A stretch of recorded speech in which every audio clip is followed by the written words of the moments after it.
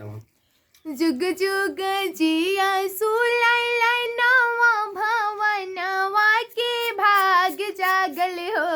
ललना लाल हुई है कुलवा के दीपक मनवा में आस लागल हो। ललना लाल हुई है कुलवा के दीपक मनवा में। ये देखिए कैसे वीर हमको मार रहे हैं। ललना लाल हुई है कुलवा के दीपक मनवा में आस लागल हो। अखिया ता हवे जैसे बाबूजी। क्या बोल रहे? बोलो बोलो बोलो बोलो बोलो। नकिया ता हवे जैसे बाबूजी के अखिया हमारे के हो। ललना मुहवा चनवा सूरजवा ता सगरो अंजोर भइले हो। अरे मम्मी ललना मुहवा चनवा सूरजवा ता सगरो अंजोर भइले हो।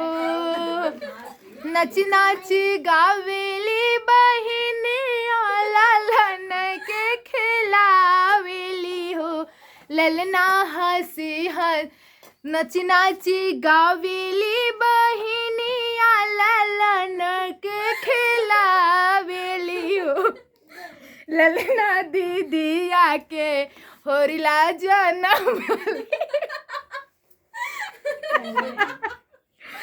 ललना दीदिया के होरिला जनम ले होरिलवा बड़ा सुंदर हो। ललना दीदिया के होरिला जनम ले होरिलवा बड़ा सुंदर हो। जुग जुग जिया सुलला नवा भवनवा के भाग जगल हो। ललना लाल हुई है।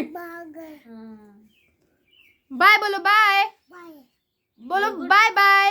Good evening good night.